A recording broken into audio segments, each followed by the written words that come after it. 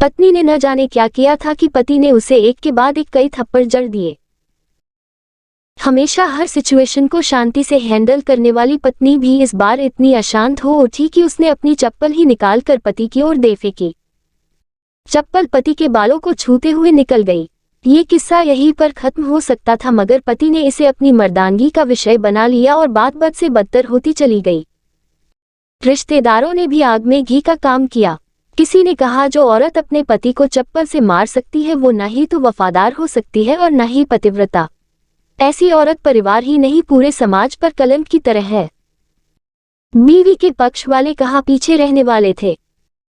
किसी ने कहा 21वीं सदी में भी जो स्त्री के साथ मारपीट करते हैं उन्हें तो जेल भेज देना चाहिए। तो कोई कहता जरूर उसको कोई और पसंद आ गई होगी इसलिए अब पत्नी से मारपीट करने लगा है। बात कोर्ट तक पहुंच गई। दोनों पक्षों ने एक दूसरे के खिलाफ केस फाइल कर दिया। पति ने चरित्रहीन होने का तो पत्नी ने दहेज और शारीरिक उत्पीड़न का आरोप लगाया। 2 वर्षों से अधिक समय के लिए केस चला था।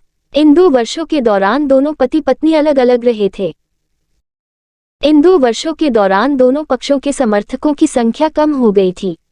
पहले जहां दोनों पक्षों में समर्थकों का समूह होता था, अब गिने चुने लोग रह गए थे।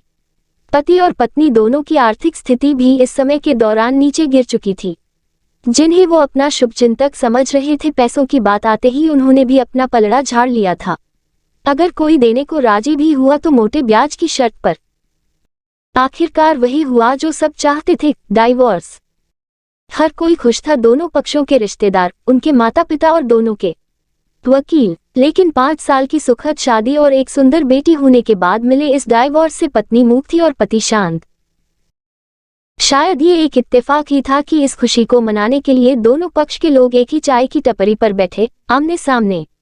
इत्तेफाक इसलिए क्योंकि ज्यादातर लोग जो एक दूसरे के विरोध पक्ष को सपोर्ट कर रहे थे वे एक दूसरे को अच्छे से जानते भी नहीं थे। पति पत्नी भी इन सभी से दूर एक दूसरे के सामने मेज पर बैठे। पत्नी ने पति से कहा, अब तो खुश होगे ना, तुम्हारे मन की जो हुई है मुबारक हो। तुम भी तो आज जीत गई हो, मुझसे तलाक तो तुम्हें भी मिल गया है। Congratulations to you too. पति ने कहा, तलाक को तुम जीत का प्रतीक समझते हो? पत्नी ने पूछा। पति चुप रहा। थोड़ी देर की शांति के बाद पति ने कहा, मुझे तुम्हें 5 लाख रुपए अभी और हर महीने 8,000 देने का आदेश है। अभी मेरे पास पैसे नहीं है, इसलिए हमारा मतलब मेरा जो सिटी में फ्लैट है उसे तुम्हारे नाम कर देता हूँ। पत्नी बोली, लेकिन उस फ्लैट की कीमत तो 18 लाख की है। हाँ, लेकिन हमारी बेटी तुम्हारे साथ है और आगे जाके उसके खर्चे भी बढ़ेंगे, तुम्हें थोड़ी आसानी होगी। पति ने कहा, नहीं नहीं, मुझे सिर्फ 5 लाख ही देना और तुम हर महीने 8,000 तो देने ही वाले हो, मैं मैनेज कर लूंगी। अगर 5 लाख नहीं है तब भी कोई बात नहीं। पत्नी बोली। दोनों फिर से शांत हो गए। पति सोचने लगा, कितनी भोली और समझदार है ये औरत जो कुछ समय पहले तक मेरी पत्नी थी और अब अनजान।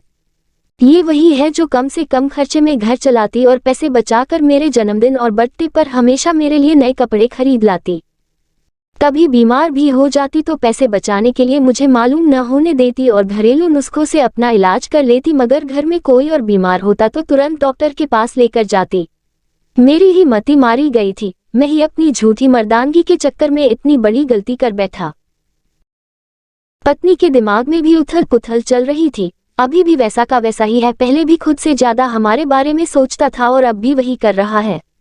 ये वही आदमी है जो मुझे एक्सीडेंट से बचाने के लिए खुद मोटरसाइकिल के आगे कूद पड़ा था और अपनी उंगली तुड़वा बैठा था। पता नहीं कौन सी मनहूस घड़ी में मैं झगड़ा कर बैठी। पति ने मौन तोड़ते हुए पूछा, अब तुम्हारे कमर का दर्द कैसा है? ज्यादा तकलीफ तो नहीं होती? उद्धरण चिन्ह। पत्नी हल्का सा मुस्कुराए और बोली, अभी भी होता है, अब तो पेट में भी क्रैम्स उठते हैं।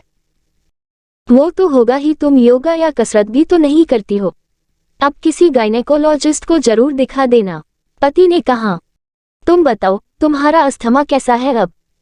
क्या अब भी दौरे पड़ते हैं? पत्नी ने पूछा।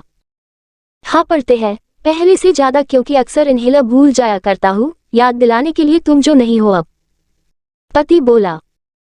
पत्नी के आंखों में आंसू आ गए। वो बोली, तुम्हें मेरे चरित्र पर सवाल नहीं उठाने चाहिए थे, तो ये परिस्थिति आती ही नहीं। हाँ मैं जानता हूँ तुम बहुत अच्छी हो, मुझसे गलती हो गई, बहुत बड़ी गलती। मैं लोगों के बहकावे में आ गया था।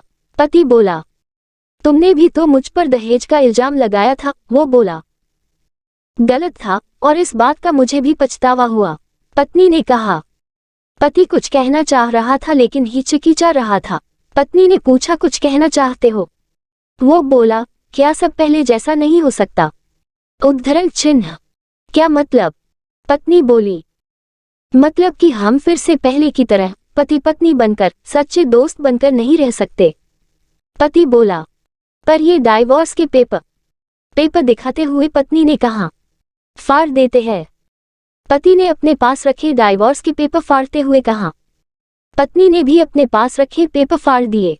सभी हैरान थे, वकील, रिश्तेदार और माँ बाप। पति पत्नी दोनों एक दूसरे के हाथ में हाथ पकड़े अपने घर की तरफ चले गए।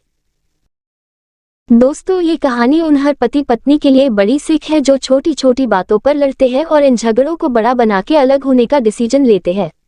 प्यार और झगड़ा तो एक सिक्के के दो पहलुओं की तरह है, दोनों को स्वीकार करना होगा, तभी ये पवित्र रिश्ता उसकी मंजिल तक पहुंच पाएगा।